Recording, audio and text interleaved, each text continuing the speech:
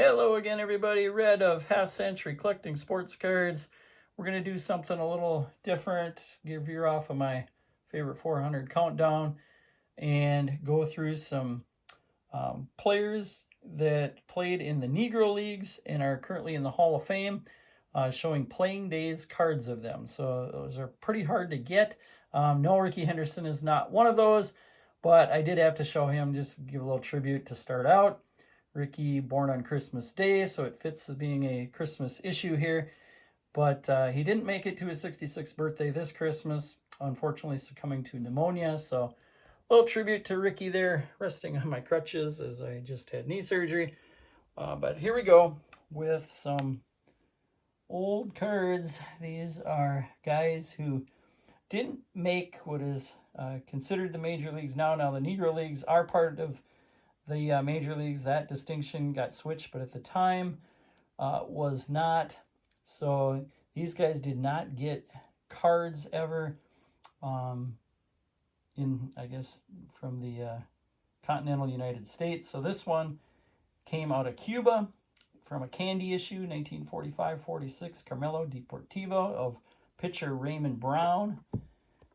This is the back of the card. Now, a lot of those cards were in albums and pasted in, so a lot of print loss. We got a Willard Brown. This is a Toleteros. This is from Puerto Rico. 50-51. This is the same issue that Josh Gibson has, the card that's closest to a playing day card. Willard Brown, he did actually get up with the St. Louis Browns for a little stint, but never got a card issued from Topps or Bowman or Leaf. So that's all we've got is his Toleteros. We've got another Cuban issue, another 45-46 Carmelo Deportivo, and this is of a guy who made my greatest top 10 third baseman of all time list, Ray Dandridge. Great fielder. See the back. I'm not going to go into detail on a lot of these because they are all going to make or have already made my top 400 list. Most of them are still to come. They're going to be in the top 100. But this is a 46-47 Carmelo Deportivo, a lot tougher to get than the 45-46. And this is of Martin Dihigo, one of the greatest players of all time. He made my all-time top second baseman list when I did that, but could have probably made it as a pitcher as well, and he played some other positions. Tough to find. This is, I think, a really well centered, cornered, and nice registration on that pitcher. Got the 2.5 because of a lot of loss of ink on the back. It should be darker black. John Mangini has one of these that I've seen on his videos. It's got a lot darker back. Then the two cards that I recently got. This is a Cuban card from Billiken Cigarettes, 100-year-old card of John Henry Pop Lloyd. And I think that's just a cool looking card that you're not going to see very often. Still really nice registration on the back. It's got some, either stains or paper loss on the front, but still just a really cool image. You can see from that Santa Clara ballpark. And then we've got another Toleteros card from Puerto Rico. This one I recently got, Hilton Smith. So those two are new in the last year for me. The other ones I've had for quite a while. Hilton Smith. See the back.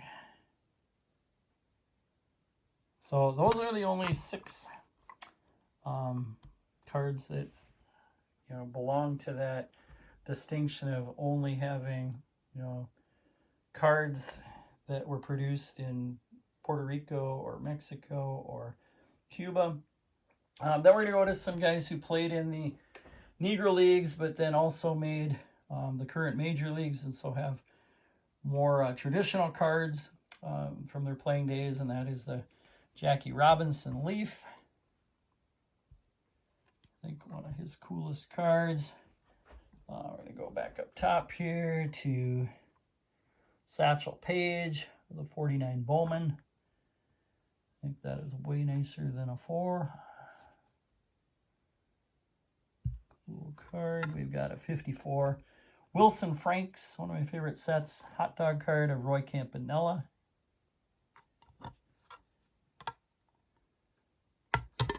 got a 52 Topps, Monty Irvin.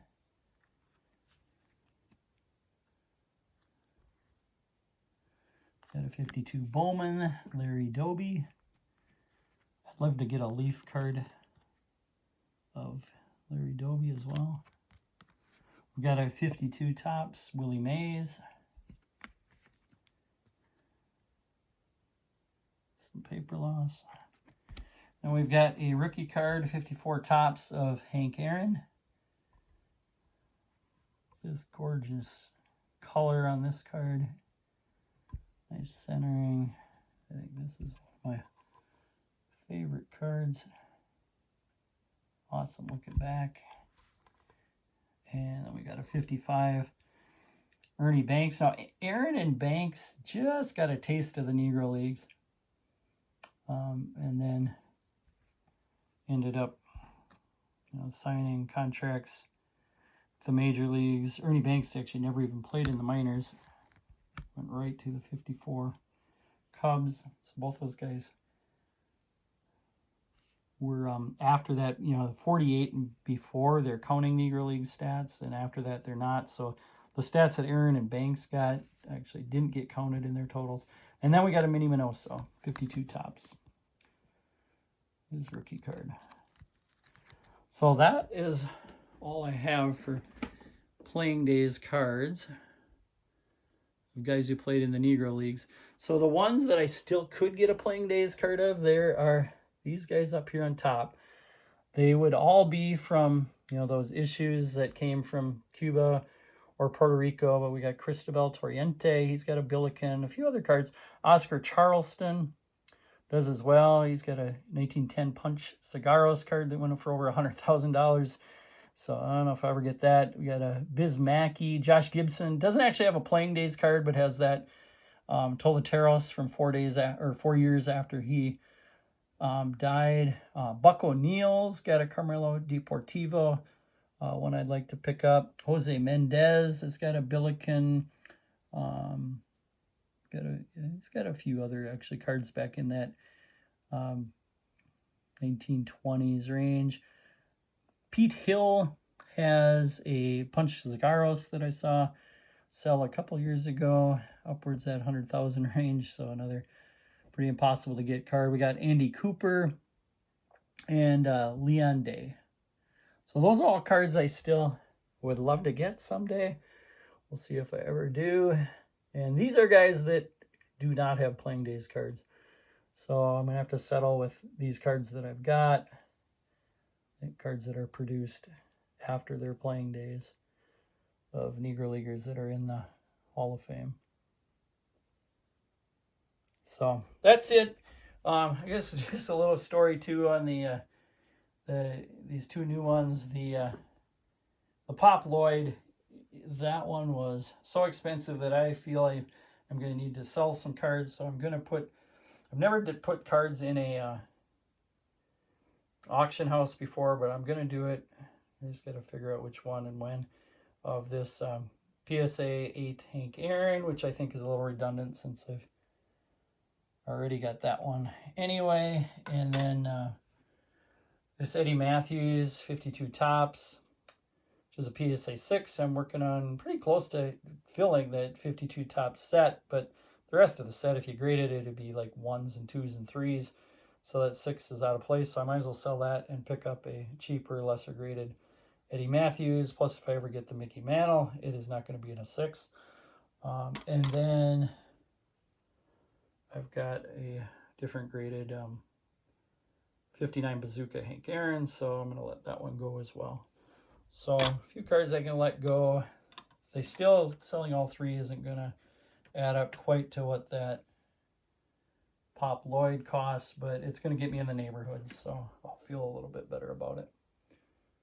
But last look, Negro Leaguers playing days cards currently in the Hall of Fame.